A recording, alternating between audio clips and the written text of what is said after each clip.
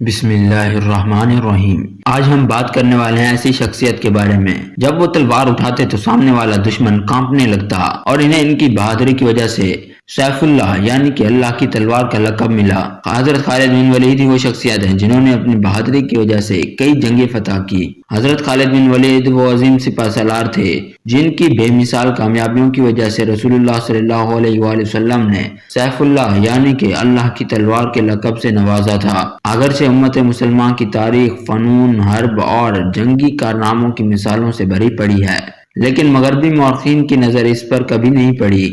مورخین کو نپولین بوناپارٹ، کیسر اور چنگیز خان کے علاوہ کچھ نظر نہیں آتا۔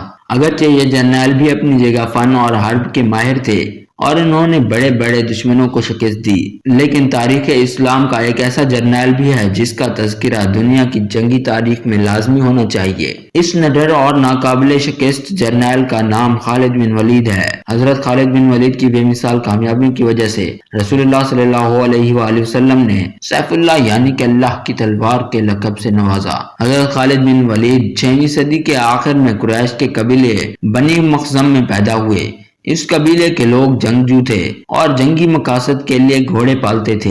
ابتدائی عمر سے ہی خالد بن ولید فنون، حرب، گھڑ سواری، تلوار اور نیزہ بازی میں مہارت حاصل کیے۔ انہوں نے بہت جلد سیکھ لیا تھا کہ کس طرح اونٹوں کے ذریعے ریگستان جلد پار کرنا ہے اور کس طرح گھوڑوں کے ذریعے دشمن پر حملہ کرنا ہے۔ حضرت خالد بن ولید کے والد اپنے بیٹے کو عربی فنون میں ماہر بنانے کے لیے اس قدر محنت کر نہ صرف ان کو تلوار اور نیزہ بازی سکھائی بلکہ انہیں زہر جیسے مہلک خطرے سے بھی نمٹنے کے لیے تیار کیا تاکہ وہ دشمن کی کسی چال کا نشانہ نہ بن سکیں۔ 12ویں صدی کے ایک مورخ ابن اسکر نے لکھا ہے کہ حضرت خالد بن ولید نے ایک مرتبہ ایک جنگ کے دوران دشمن کو زیر کرنے کے لیے ان کے سامنے زہر پی لیا تھا تاکہ دشمن لڑنے سے پہلے ہی ان کی دہشت کے ہاتھوں شکست کھا جائے، لیکن اللہ کے حکم سے خالد بن ولید کو کچھ بھی نہ ہوا۔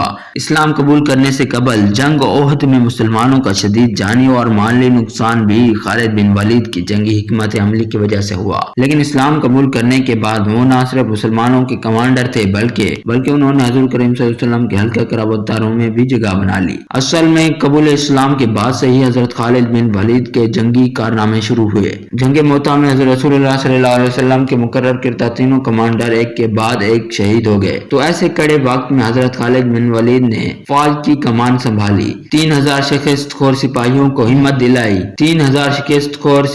ہمت دلائی اور اپنی بہترین جنگی حکمت عملی سے دشمن کے 20,000 سے زائد سپاہیوں کے لشکر کو شکست دی۔ خالد بن ولید کی کمان میں مسلمانوں نے اس قدر جنگوں میں فتح حاصل کی، مسلمانوں میں یہ تاثر پھیل گیا کہ ہماری فتوحات صرف خالد بن ولید کی وجہ سے ہیں، اگر یہ نہ ہو تو ہم شاید جنگوں میں ہار جائیں۔ اس تاثر کو ختم کرنے کے لیے حضرت عمر رضی اللہ تعالی عنہ نے کچھ عرصے کے لیے حضرت خالد بن ولید کو کمانڈر کے عہدے سے معزول کر دیا۔ حضرت خالد بن ولید زندگی بھر شہادت کی خواہش دل میں لیے جنگوں میں لڑتے رہے۔ ان کے بدن کا کوئی حصہ ایسا نہ تھا جہاں تیر، تلوار، نیزہ یا کسی دوسرے ہتھیار کا زخم نہ ہو، لیکن انہیں شہادت نہ ملی۔